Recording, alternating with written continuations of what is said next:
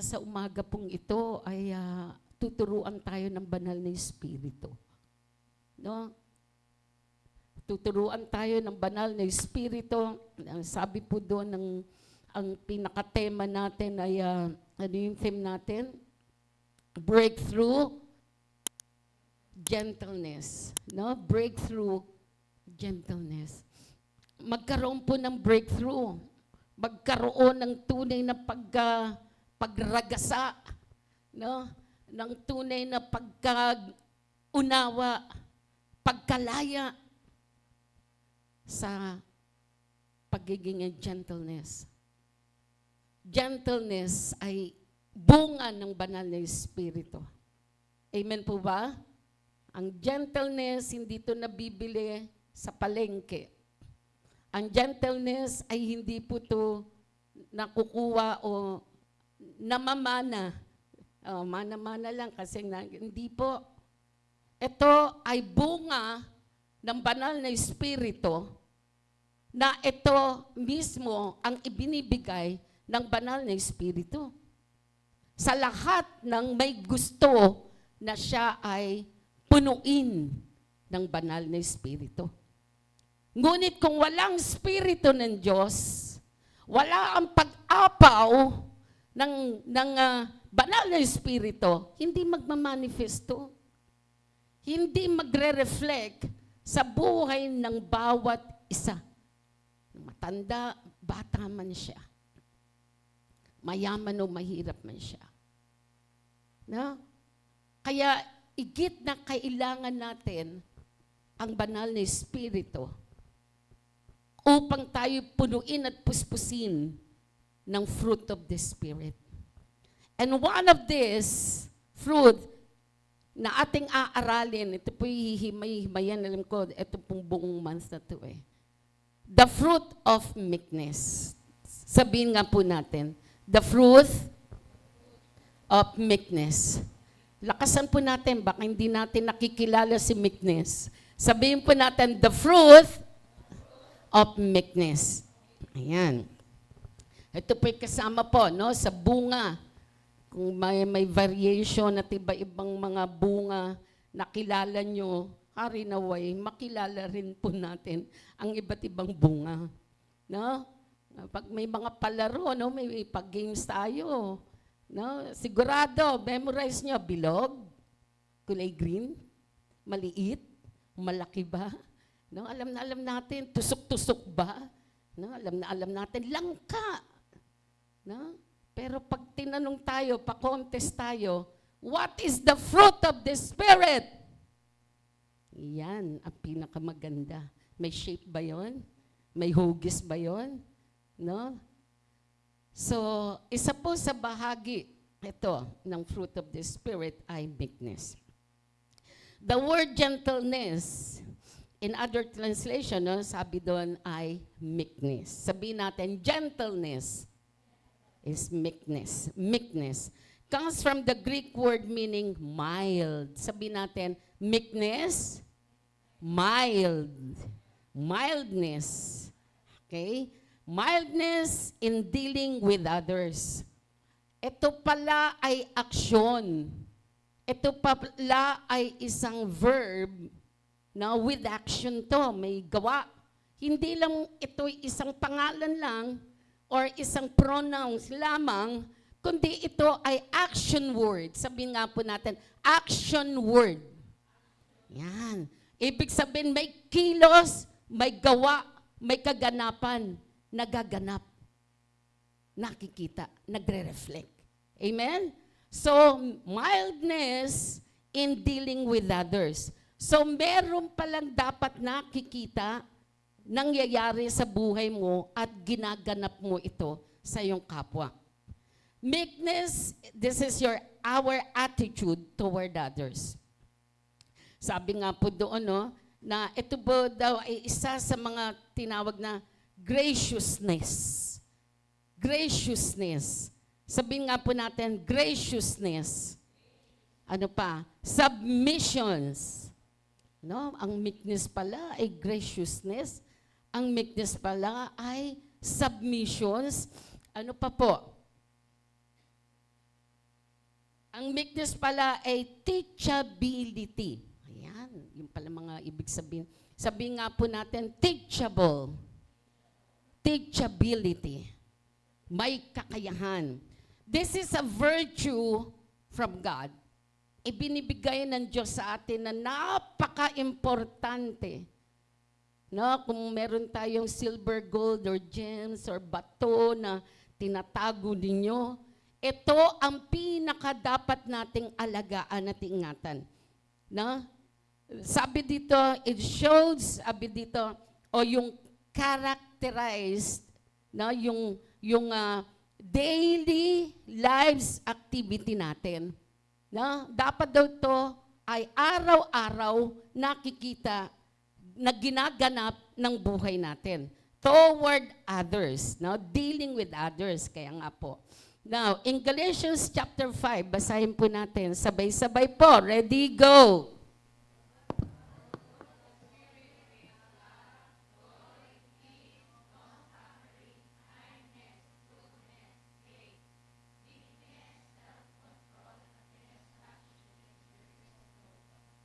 Amen. But the fruit of the Spirit is love.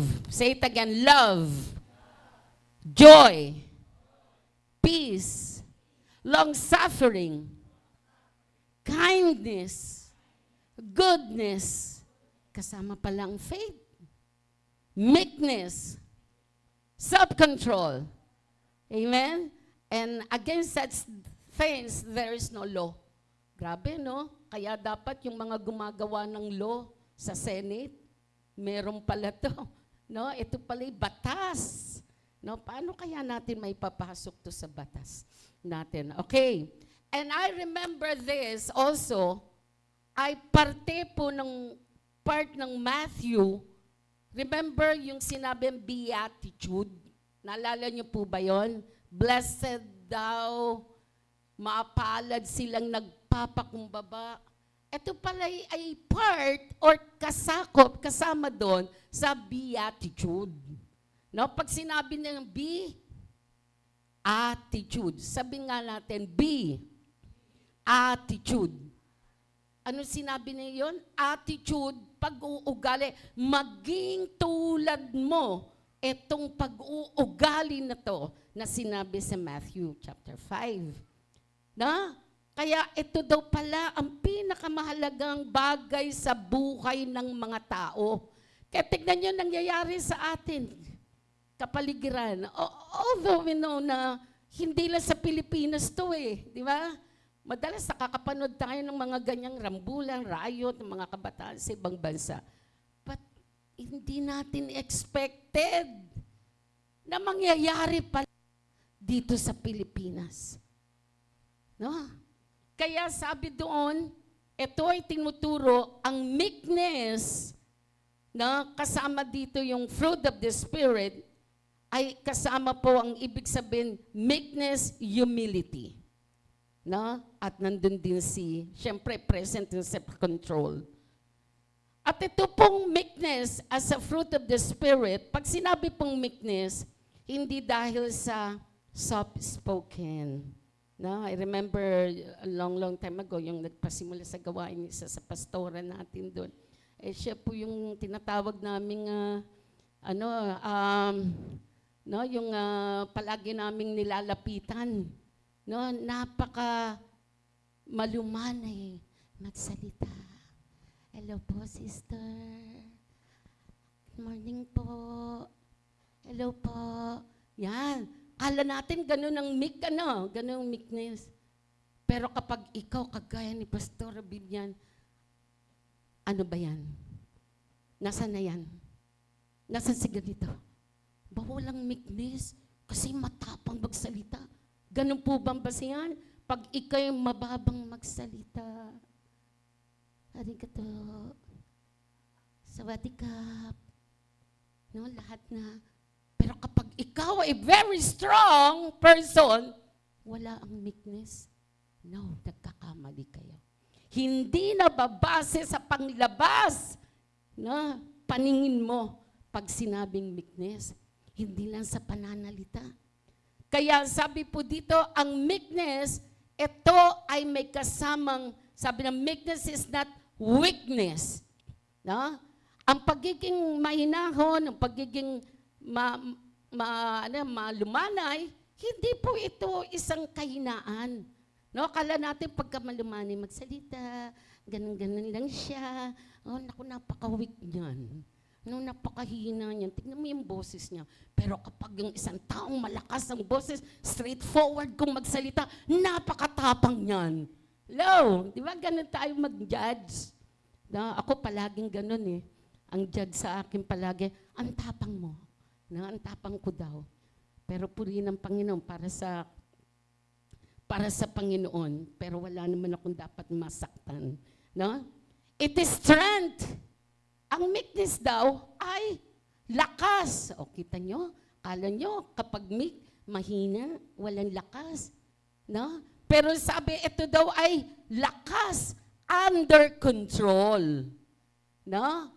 Kalakasan na ito ay kontrolado. Yung pala, ibig sabihin nun. No, hindi dahil sa mabagal magsalita, malumanay, masyadong mahinhin ang pag-upo, pagtayo, no? Hindi po doon. Ito daw power, ito daw strength, lakas na under control. What else?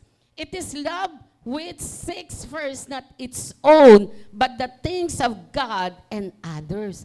No, ito daw yung love. Meekness is a fruit of the Spirit. No? Ito daw yung pag-ibig na nakikita, unang nakikita, no? Sa buhay natin. Things that God nakikita galing sa Diyos at sa ibang tao. Sabi po dito, no? Be often understood as weakness, no? Sabi ng biblical meekness actually means strength and under control. Meekness is to be mastered by the will of God. Ang meekness daw o kainahunan, pagiging malumanay, ay resulta ito ng pagiging gentleness. Ito daw po'y kapangyarihan na under control ng God. Di ba? Tayo minsan wala tayong control. Pero ito daw power, ito daw strength, pero kontrolado ng Diyos, kinontrol ng Lord, yung strength and power na meron ka. Kaya alisin po natin sa isip natin, pag sinabing malumanay magsalita, mahinhin magkilos, ganon, no, napakalambot-lambot, akala natin yun ang meekness. Now, as a result, in gentleness, ito rin daw po ay isa sa courtesy na dapat makita natin. No? Sa mga tao, gentlemen, of course, may gentle women din tayo na dapat nag-a-arise, dapat nakikita. Meekness has a twofold expression. Tignan po natin. Ang kahinahunan o controlled power toward God at ito ay sa tao. It is an attitude of submission. Sabihin nga po natin, submission. So ang meekness pala ay mayroong submission and yieldedness to God, which results in the harnessing of our strength and godly ways towards our fellow men. So, ibig sabihin, ito palang meekness ay may pagpapasakop. Okay, nakikita na natin, no? Parang lumalawak mula sa iyo. Ito ang meekness, attitude, virtue, character, and then toward others, ito na, fellow men. No? Kung paano mo na ito i-express, paggagamit at gagamitin ng Lord. May kasamang submission, yieldedness to God, which ang resulta, hinaharness, no?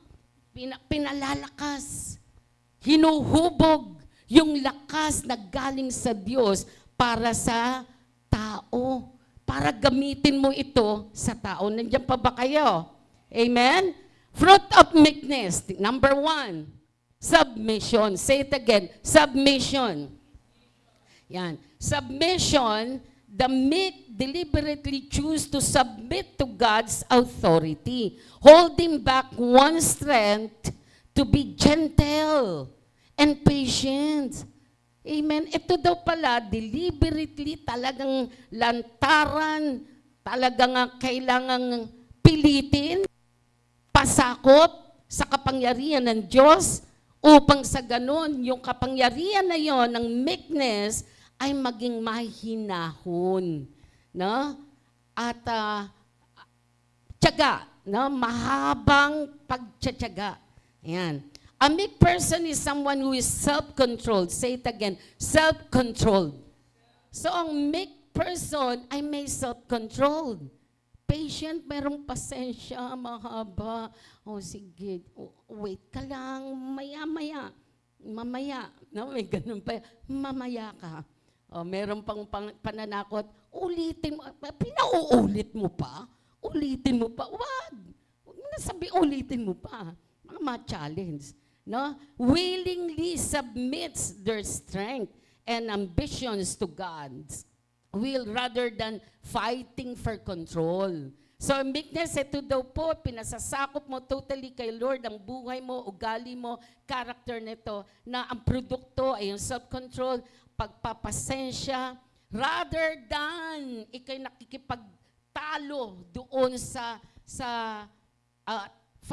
fighting for control. No, inilalaban mo, hindi.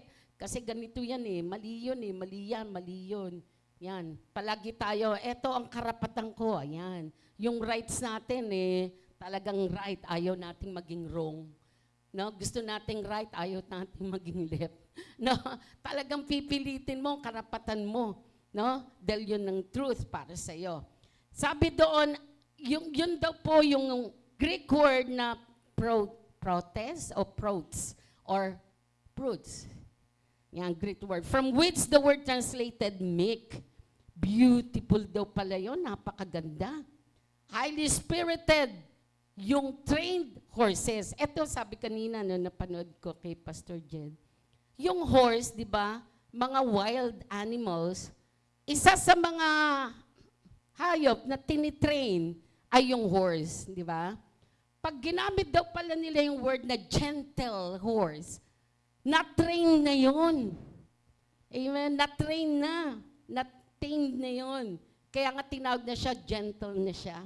Ibig sabihin, nagpasakop na tong wild horse na to doon sa master niya. Natutunan na niyang sumunod. Kaya nilalagyan ng doon, yung harang dito, nakaganyan sa ilong. Sakit kaya nun? Gusto niyo po ba kayo lagyan ng kalawit sa ilong? Hello? Para lang sumunod kay Lord. Pag sinabi naman, dito kakaliwa, hihilain to, gaganyan, no? No? Ano kaya? Ganun gawin din sa atin, dahil titigas ng ulo natin. May kalawit dito, may kalawit doon, no, sa ilong. Para, dito, kanan. Ang biruin mo. Walang magawa yung horse kundi sumunod. Purihin ang Diyos at hindi tayo naging horse. Palakpakan nga po natin ng Panginoon. Are you willing to submit to God? Huwag niyong antayin na maging horse kayo kagaya ng kabayo, no? Kaya sabi doon, tinawag na gentle kasi na-trained. Amen. So, natutunan na maging meek nung isang wild animals. Pero tayo, hindi tayo wild. Amen? Kaya, kung saan man gusto ng master, susunod lamang kung saan gusto ng master. Susunod yung horse na yun. Pag sinabing, go! Go! Bilis, no? Bilis. Pag sabi, stop! Parang si Sylvester. Pag sinabi, stop! Hihinto nga. Dapat ganun tayo. Not trained. Self-controlled. It's fully controlled, yet powerful. Say it again, powerful. Ganun po yung animals, ganun po yung horse. No? Fully controlled, pero napakalakas. Amen po ba? Dahil yung pagiging meek niya ay na-train at naituro. So we as Christian, we should learn how to submit completely control to God. No? Kaya nga sabi, fruit of meekness is submission. Meekness is not simple compliance. It is rather an attitude. Say it again, attitude. Attitude of submission. No, tandaan po natin pagiging mahinahon, ito daw po ay attitude of submission. Meaning, ikaw ay ganap na nagpasakop. No? Kaya, and we know that everything God works for good and those who love Him. Masakit man, pero kailangan mo magpasakop. Tignan po natin yung si Zechariah. Ito pong prophet na to, ang sabi dito, na sinabi, O daughter of Zion, shout aloud, O daughter of Jerusalem, behold, your king comes to you.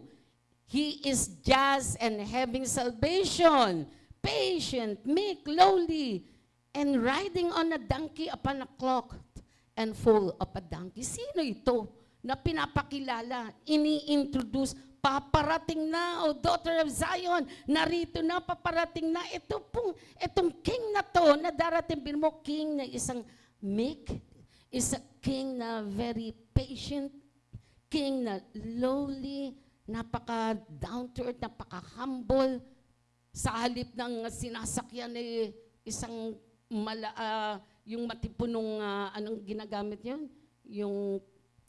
Yung ng mga king, di ba? Yung mga horse na ang gaganda. Sa halip na yun, ang ginamit ni Jesus ay isang donkey. Na? Ano yung donkey? Bisira. Pero pinakamadali, imagine na, maliit na kabayo. Pero donkey. Okay. So, no other than Jesus. No, Jesus in His humility, yung po kanyang ipinakita. Meekness is rather an inner attitude. Say it again. Meekness is an inner attitude of faith and trust. Complete submission to God. Ito yung attitude. Ito yung faith mo. Ito yung tiwala mo doon sa master mo na kaya kang kontrolin para ikaw ay magkaroon ng ganong virtue, yung meekness na yun. Now, next, sabi po dito, okay, best example is Jesus Christ, amen?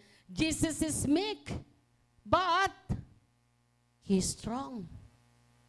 Tama ba? Si Jesus nagalit din. Nabasa niyo ba sa Bible o napanood niyo? Nagagalit din. Kaya kung sinasabi natin ang meek ay yung mahinahon, mahina ang boses, lamya-lamya, no? Hindi po eh. Si Jesus, very strong, very powerful. Kung paano niya ikinorek, no? Itinama at sinabi niya yung mga kasalanan, no, ng mga taong ito. Pero Jesus is meek. Kaya bakit sabi doon dapat tayong magpasakop. Si Jesus matapang, walang kinatatakutan. Even up to the event that will lead to His crucifixion. Amen? Yung strength, yung power, yung pagiging matapang mo, hindi ka natatakot kahit na sa anong sitwasyon na patungo pa man yan sa buhay mo. Amen? Dahil alam mo that you are in control of God's power. Jesus' attitude toward His Father demonstrate this meekness. Alam po natin, siya'y nagpasakop. Let thy will be done. Kung tutuusin, pwedeng pwedeng, sabihin natin, in term natin pwedeng rumesba ko. Di ba? Gaganti ako sa inyo, manda kayo. Hello? Tao rin siya, human siya. But remember, doon sa Gethsemane, ano sabi ni Jesus? Not my will, but let your will be done. Gusto nang gumibap ni Jesus dahil nasa katawang panlupa siya. Alam niya kung ano yung near death. Ito na yung darating kamatayan sa kanya ay hindi biro ang sakit at hirap. Ayaw na niya, wag mo na padaanin sa akin yung saro ng kahirapan ito. Pero remember, nagpasakop siya. Yun ang tunay na meekness. But Jesus is strong. Jesus is powerful. Jesus is a brave man. Amen? Amen? But he totally submitted to God. Let your will and not my will be done. Palakpakan po natin ang ating Andiyan pa ba kayo? May natututunan na ho ba tayo? Matthew chapter 21. Who is this? Sino po itong minimension dito? Matthew interprets the words just, having salvation, and lowly with one word, meek. Sabihin ninyo sa mga naninirahan sa Zion na paparating na ang kanilang hari. Na, kay Jeremiah sinabi rin ito, Zechariah.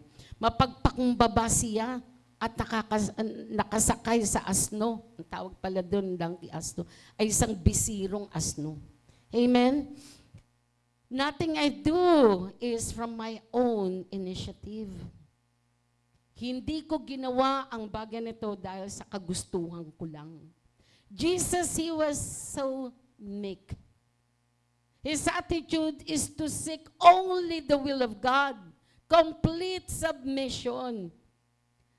This is an attitude na kung saan is the same way na meron tayo dapat today. Amen? Amen po ba? Sabi doon, in our actions, sa ating words, especially sa mga decision na ginagawa natin, sabi, do we have the same attitude of Jesus? I seek only to fulfill the desires of my Father who sent me.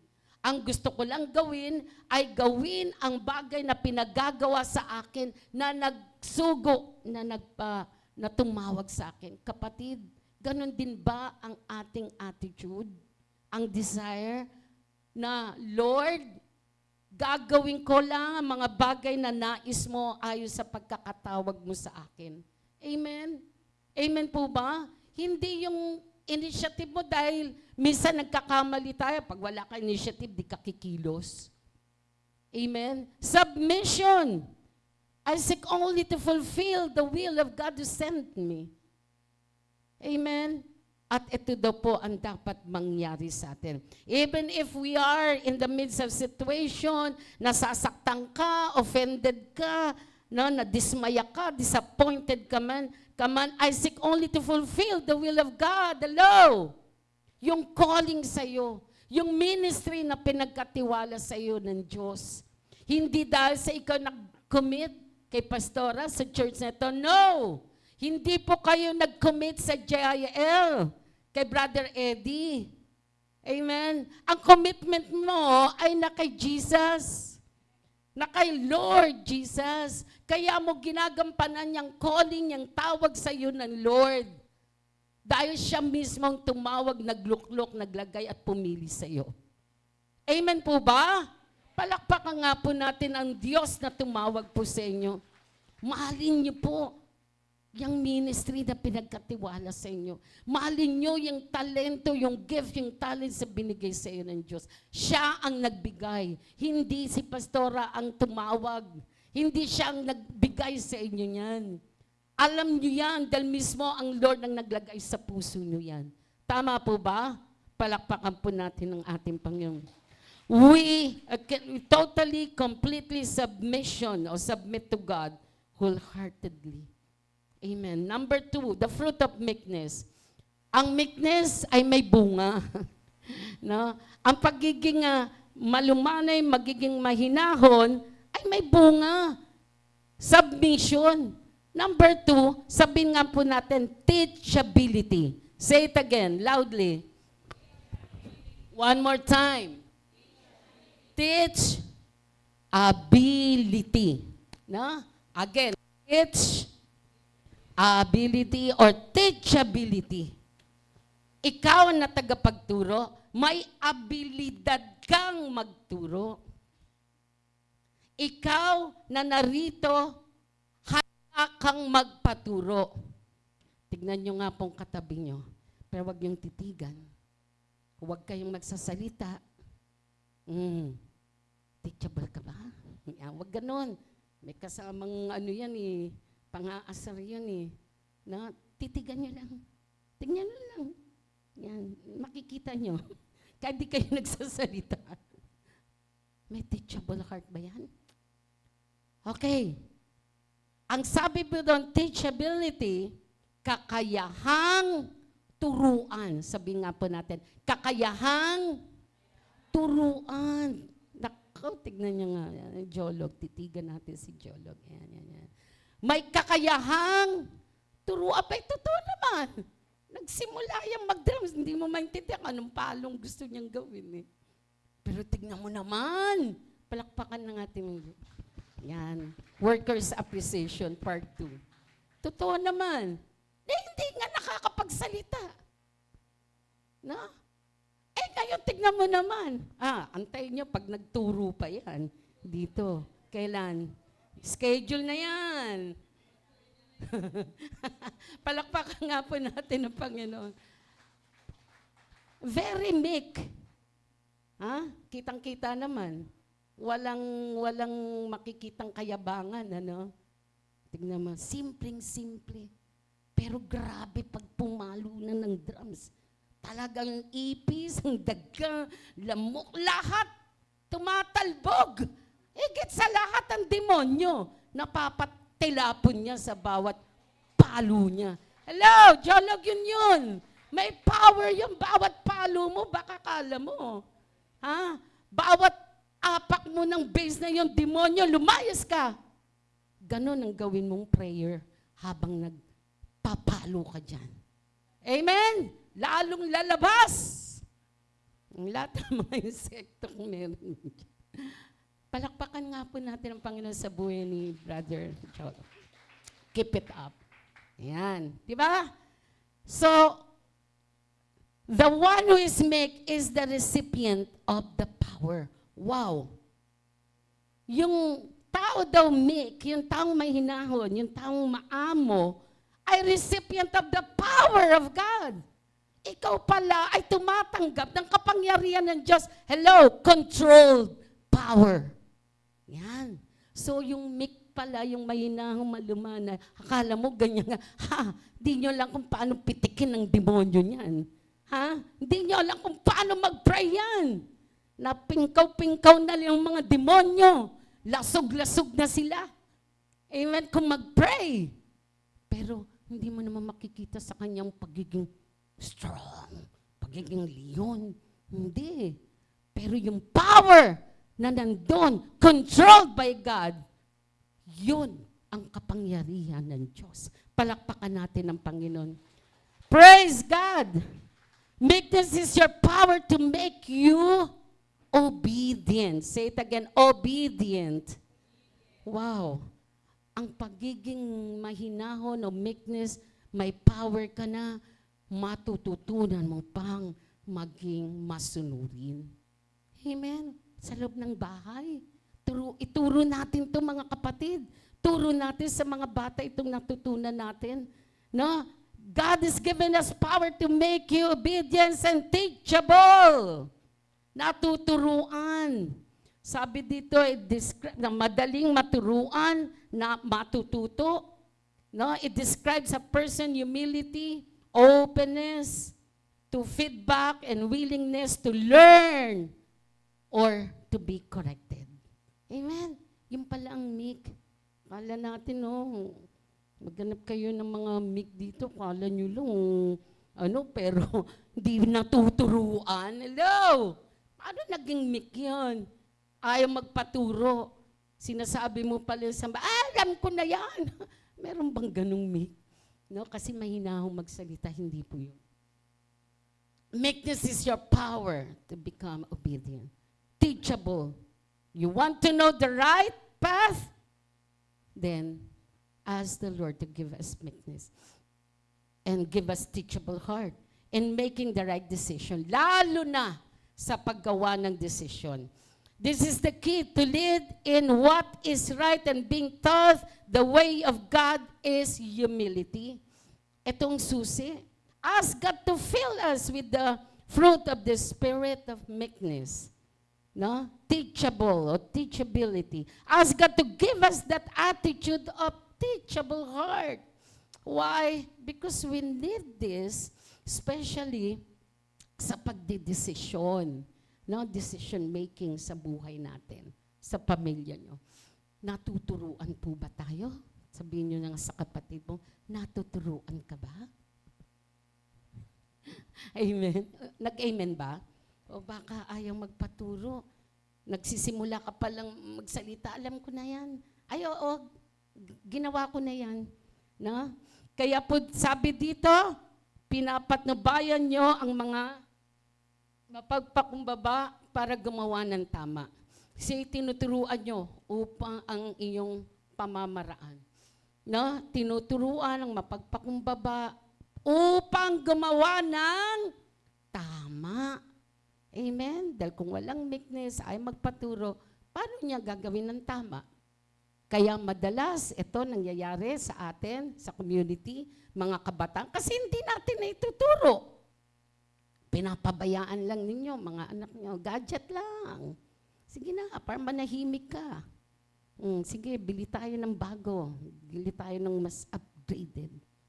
No? Kaya yung bata pa lang, maliit, para hindi lang manggulo, para hindi mangistorbo. Ito ang cellphone. Ito ang laptop. Ito ang, binigay na lahat. Sige, nga naman, tahimik, pero hindi nyo alam. Ikamamatay na pala ng bata. No? Sobrang paggamit ng gadget. At kung ano-ano pang napapanood nila. Yun ang resulta. Bakit nagkaroon ng gano'n ng mga bata? Dahil sa pakakapanood ng mga whatever na apps na yan. Amen? Now, pride, which is in a sense of the root of sin. Alam natin yan. A desire to do things on our own way instead of God's way. The proud are not led in what is right. Tama naman. Ang mayabang na tao, mataas na tao, no, hindi na niya alam kung anong tama. Kung ano lang ang gusto niya, yun ang gagawin niya. Di ba? Kita niyo, ano sabi ng mga bata? Para sa kanila, okay lang yun. Gagawin ko yun. Abangan niyo. No? Kita niyo yung mga message na yun. In making decision, pag ikaw mayabang, mataas, masyado kang marami ng alam, know it all, no? Minsan nalilid ka sa wrong path, wrong timing, wrong action, wrong words, wrong attitude. Yun po nangyayari dahil ayaw mo magpaturo. Next, ang sabi po doon, number 3, fruit of the spirit, fruit of meekness, no?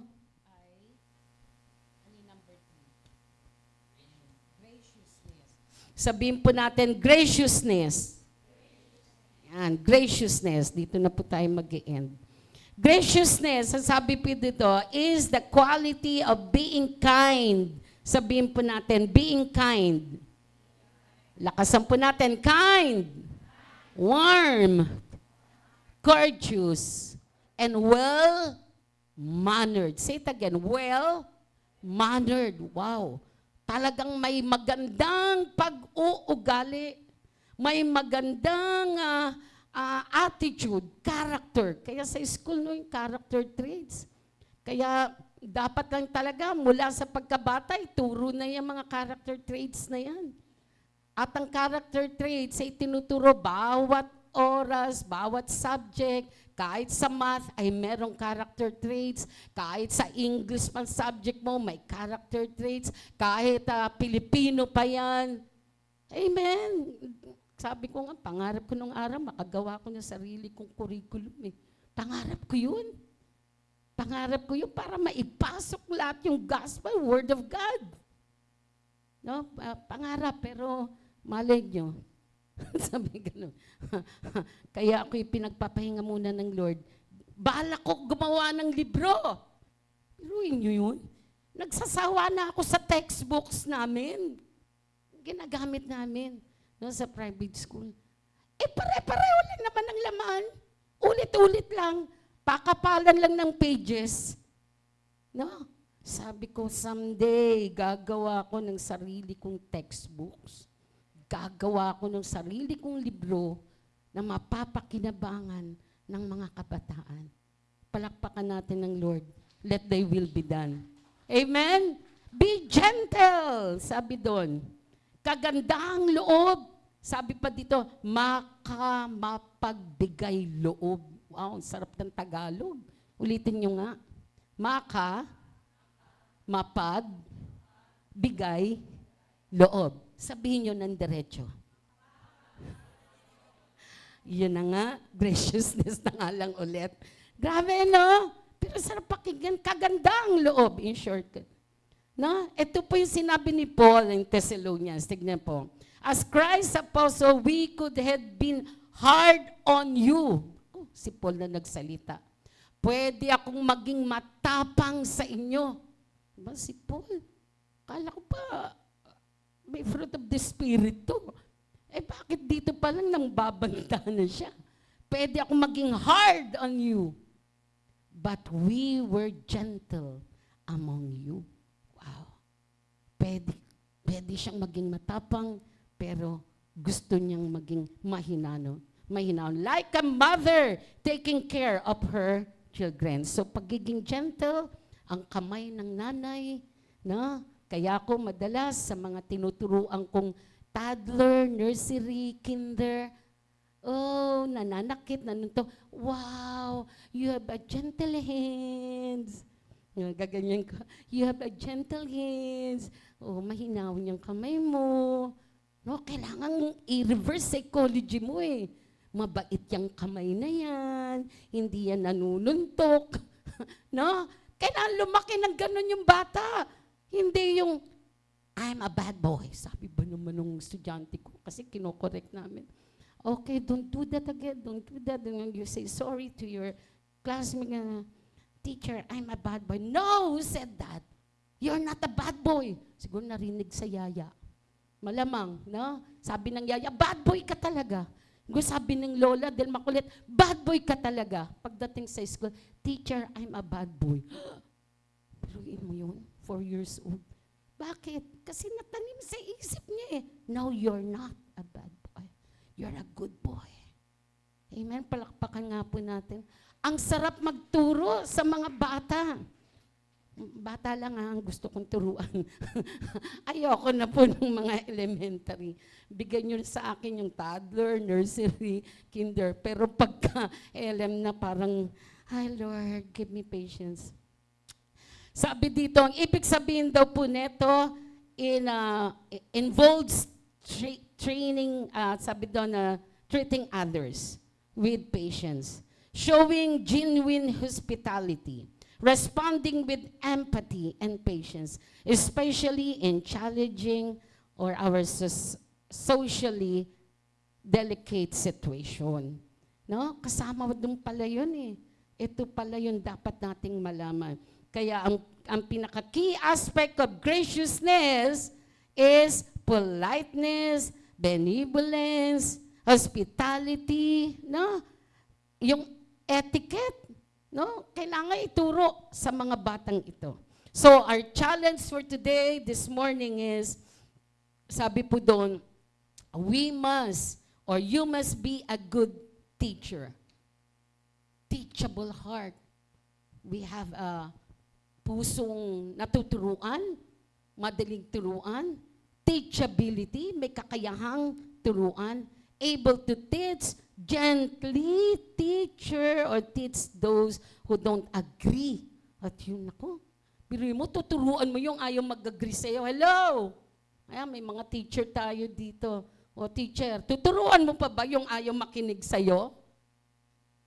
Ano yung naturalasa natin? Ayaw mo paturo, diwag. Tama ba? Pero sabi dito, gently teach those who did not agree at you. Ayaw niyang umagri, sumunod sa'yo. Pero bilang tagapagturo ng salita ng Diyos with meekness, gentle, amen, turuan yung ayaw magpaturo. Huwag yung ayaw mo, di wag mo. Ayan, kaya mga kabataan natin ngayon, ayan, ayaw magpaturo Biruin mo nanay, kasi nagagalit sa, ano nagagalit sa'yo, nanay ka? Aba, ikaw pa nabuli ng anak mo. Pag sinaway daw, sabi ko, nako, sa akin yan, may kalalagyan yan. No? Biruin mo, mga nanay, tatay, huwag kayong matakot sa anak niyo. Silang matakot sa iyo. Palakpakan natin ang Panginoon. As a result, sabi doon, maybe God will let them this a great challenge for us. The question is, how to win those who don't agree with you? Paano natin mawiwin itong mga taong tong ayaw makinig, ayaw magpaturo? To win your family, your friends, office mate, your opponents, kahit kaaway mo, show to them ang kagandahang loob, graciousness, and meekness. Amen? Palakpakan po natin, Panginoon. Tayo pong luhat ay tumayo. Hallelujah. Meekness is imperative in transmitting the Word of God. Always remember this, mga kapatid, responsible tayong lahat. Hindi lang si pastora, hindi lang kami, hindi mga preacher, hindi evangelist, hindi ang mga teachers. Kaya nga sabi ko, I'm sorry, this is my analogy. Sarili ko lang to ha. Huwag pong magalit ang ibang mga parents. Sabi ko kanina, habang nagme-meditate ako yung nangyayari, yung bawat pakinggan kong news. Alam nyo ba, ewan ko kung agree kayo, kung hindi, okay lang. Ang unang pagtuturo ay nasa loob ng tahanan. You agree? Kanino bang anak yan? Nung pinanganak ba yan, nandiyan si teacher? Hello? Nung pinanganak ba, nandun agad kay teacher yan? Hindi! Pinanganak ang batang ito kasama ang nanay, tatay, or sabihin na natin absent ang tatay. Kaya sabi ko, hindi dapat sisihin yung principal eh. Hindi dapat sisihin yung school. Tao na sila nung dinala dun eh. Tama po ba? Tao na sila nung dinala doon sa school. Doon pala sa sinapupunan ng ina, dapat doon nga pa lang eh. No? Meron ng bagay na tumutubo sa loob ng tiyan mo. I don't know. Di pa ako nagiging nanay. Responsible ka na doon. Piruin mo, anak mo, nakaka-contribute ng kaguluhan sa community. Kung yan ba mula sa pagkasilang ng batang ito, napanood niyo ba yun sa YouTube? Talagang tuwan-tuwa ko. Tatay, pinipreach ang gospel sa baby. Panood niyo yun? Naku, hanapin niyo. Sabi ko, Lord, ito dapat ang ginagawa nung tatay. Tawa lang tawa ang baby. Bill mo, baby, mga 6 months or 8 months. Malay niya. Tuwan-tuwa siya sa tatay niya. Pinipreach siya, Bisaya. Oh. No, Bisaya ba? The Lord is my shepherd. Ganon. Makinig ka. Tarong. Sabi ko, galing naman ang tatay na to. Hindi pastor yun. Pero pinipreach niya ang gospel at the age of 6 months, 8 months, kinakausap ng anak. How much more hanggang sa paglaki, nagkaisip ang bata. Biruin mo, na-memorize na niya ang Bible, panoorin niyo po yun. Napakaganda mga tatay, challenge to. At yung magiging tatay pa lang, lalo na yung mag-aasawa pa lang, di ba, teacher? Sabi ganun eh. Challenge, napakabigat ng responsibilidad nyo. Sa loob ng tahanan, ituro nyo na ang tama. At kung hindi natin, dahil walang takot sa Diyos, sa mga magulang, ano ituturo? Tama po ba? Anong responsibility natin dito, mga kapatid? I-preach natin ang gospel sa mga magulang. Doon sa mga pinapasukan ng eskwela ng mga anak nyo, ano ba naman saglit, 30 minutes, 20 minutes na share mo ang gospel? Lalo na samantalahin niyo po itong pagkakataon na to. Nako, sigurado ako hot cake ang Word of God sa mga parents. Amen. Turo natin itong virtue, turo natin itong character, itong attitude na ito sa mga bata. Huwag kayong matakot sa mga anak nyo. Kung kinakailang lisikin nyo ang mata nyo, dilatan nyo na, pagdilatan nyo na. Ako ang masusunod. Ito ang bahay ko, itong tahanan ko, akin ang tahanan ito. Ang wala kayong pwedeng gawin, mga anak, kundi makinig. Amen? Use your authority as a parents. Dahil responsibilidad niyo po.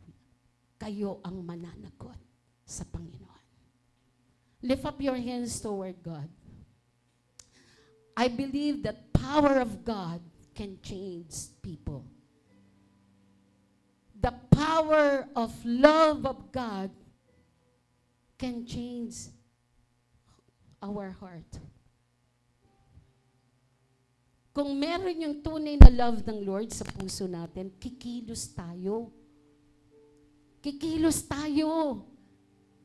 Ang demonyo nagdo-double time. Ang mundong ito'y wala talagang paggulo ng paggulo, napakagulo na. Nagdo-double time ang demonyo. Kita niyo buhay ng bata. Ang tanong, Christians, believers, my fellow Christian, fellow believers of Christ, anong aksyon ang gagawin mo ngayon? Grab this opportunity. Samantalin natin to. Pag may bata kayong kausap, kausapin nyo na. Pag may bata kayo na sa lubong, kausapin nyo na. Kahit di nyo kilala, pag may nanay, tatay kayong kausapin nyo na patungkol sa nangyayaring ito. Grab this opportunity. Be bold. Meekness, God is giving you strength, power to teach people. Hallelujah. Let us come to the presence of God. Let us sing this song before we pray. Loving your love,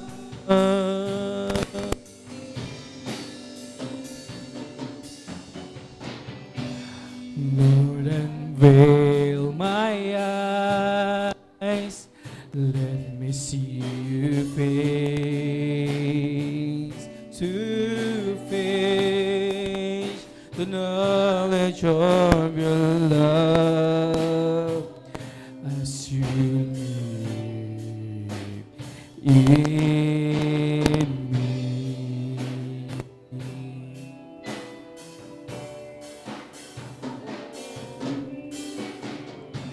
Lord, renew my mind as your will unfolds in my life, in living every day. Hey, by the power of your love,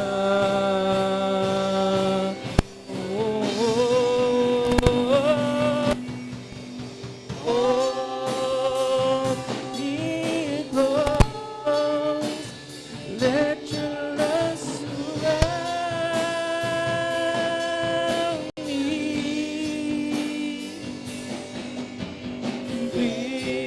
Bring me near, draw me to your side.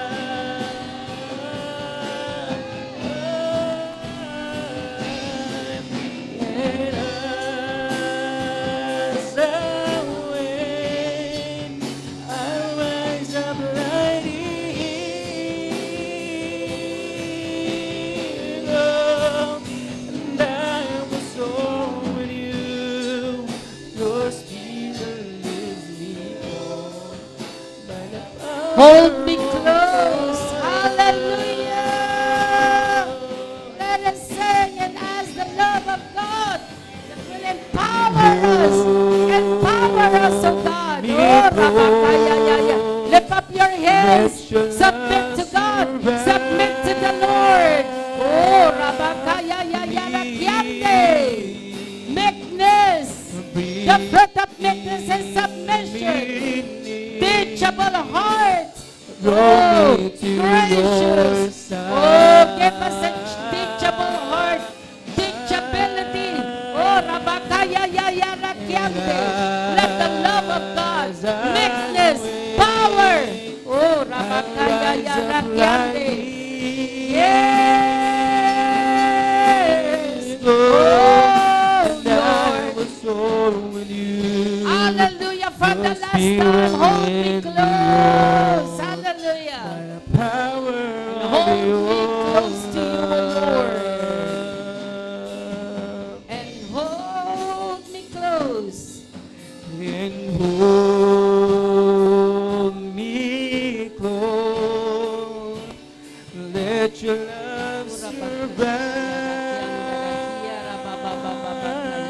me. Draw me near, O Lord, to you, Lord. Bring me near. Draw me to your side.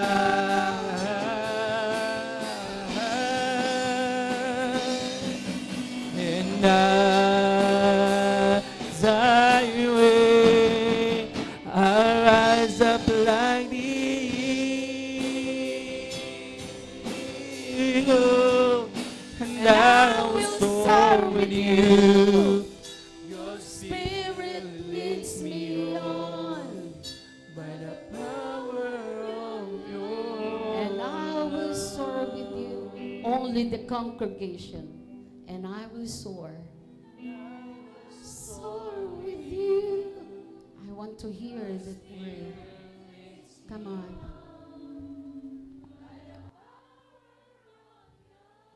And I will soar with you, O Lord. Yes, Lord, Spirit. Spirit of the Lord. Spirit of God. Lift up your hands toward God's. Ooh, rabakayayayarakyandi. Oh, Jesus. Jesus. Come on, ask the Spirit of God to fill this with the fruit of the Spirit. The Spirit demands that the Word of God be transmitted in an attitude of love and meekness. Meekness is imperative in transmitting the Word to others. For the Bible says His Spirit is a source of power. It's a source of power. The fruit of the Spirit is the source of power, love, and self-control. The Spirit, God gave us the strength to do that, to preach, to transmit the Word of God to others. Oh Lord, na wala kaming dapat ikahiya, na wala kaming dapat ikatakot. So don't be ashamed to tell people about our Lord Jesus. Don't be ashamed of me, ang sabi ng Panginoon. Hallelujah. Hayaan mo ang lahat ng natutunan naming ito, Panginoon, ay hindi lang basta manatili sa puso't isip o sa notebook namin. Kundi ito, we have to do an action. Kailangan na namin ng aksyon. Kailangan na namin gampanan. Kailangan na namin gawin ito. Tulungan niyo po kami. Dahil binigyan mo kami ng passion, ng love sa mga taong ito. Kaya pinapasakop namin, O Diyos, sa inyo ang aming mga buhay. Marami pong salamat at naway ito'y maging leksyon, aral na maituturo namin sa ibang tao, sa aming paligid, mula sa tahanan namin, sa community namin, Lord. We will take this challenge. Lord, ito po ay responsibilidad na binigay mo sa amin. Help us, Holy Spirit. Thank you, Lord. And all the glory belongs to you, O God. In Jesus' name, we pray.